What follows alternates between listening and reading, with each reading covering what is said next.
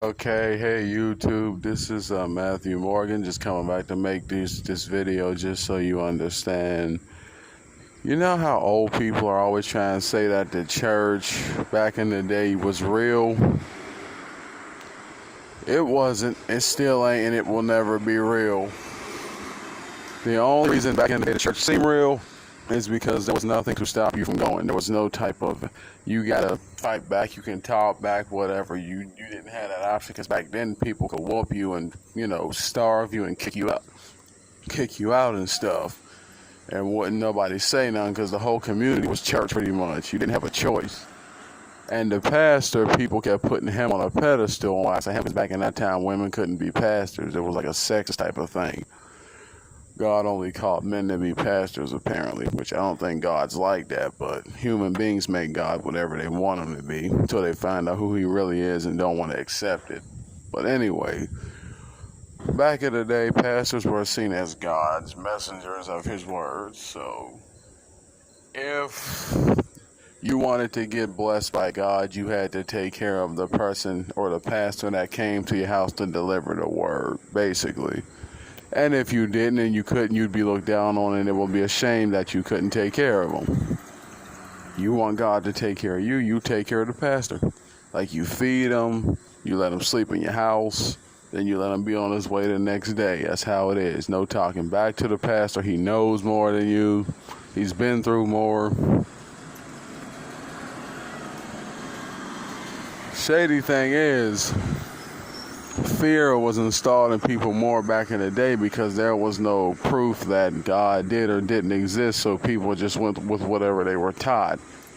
And the sad thing is our ancestors through slavery got taught about God in the wrong way, so that's what they started teaching us that was right, but it really wasn't. But things you can't see can be turned into stuff that you don't know is true or not because you can't see it, and you don't know whether or not it's right.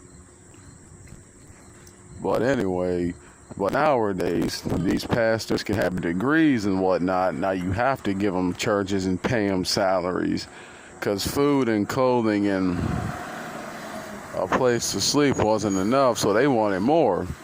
So now they want money and big churches and stuff. It's crazy. It's like they keep putting them pastors on pedestals like they somebody. How you doing? Like they keep putting these pastors on pedestals like they're God or something, and they're not. They're people. And here's the thing.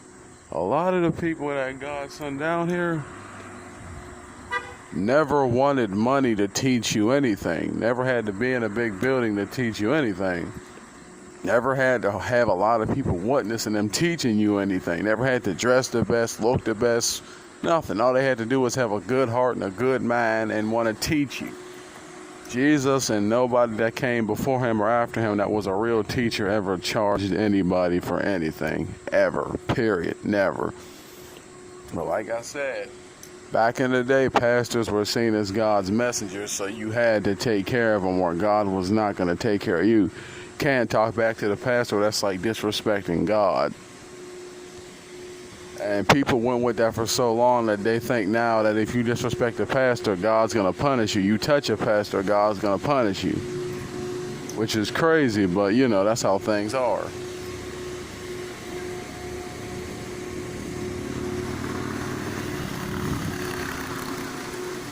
And times done got so bad now that people think if you even talk back to a pastor, God's going to punish you. Crazy. Freaking crazy.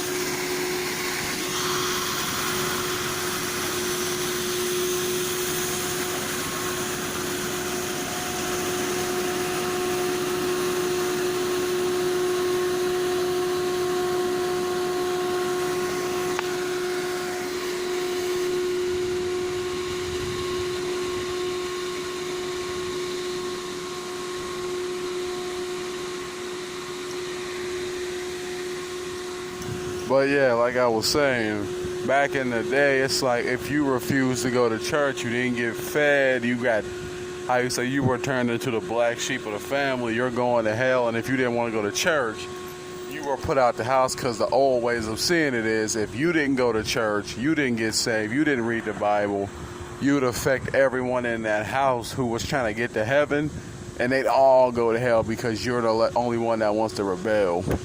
And God was looking at everyone when you did wrong. That's why they wanted you put out the house, or either you're with it or you're not, basically.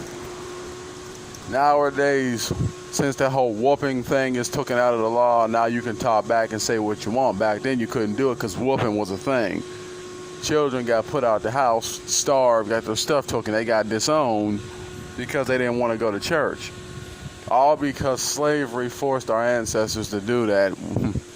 Our race was so damn blind and sacrilegiously scarred from fear of not knowing right from wrong, or being lied to, basically, that we assumed that going to church and tithing and all this other stuff pleased God. But in the reality of it all, God don't like money. God does not want no one fearing him. God doesn't want no one hating each other. God doesn't want people killing, stealing, destroying anything. But it's funny that the church says that God don't want you doing all that. Then the church go and do all that same stuff and then judge people in the world for doing the same thing the church does. Like, a pastor will judge a person for being a thief, but you in church stealing money from people and lying to them. You'll judge somebody for having sex outside of marriage while you're having sex with like 10, 12 congregation members. You'll judge someone for being gay, but you're probably gay on the down low yourself. Judge someone for lying. You'll judge someone for lying, but you're probably lying to people every Sunday. Crazy, ain't it? And when I last remember, Jesus never asked for money. He never asked for nice clothes. Jesus never asked people to feed him or do anything for him. And if he did, it was just a test to see if their heart was in the right place. Pastors back in the day just did it because they were seen as a higher figure or a messenger of God or something like that. Like I said, if you couldn't take care of the pastor, God ain't taking care of you. I'm out.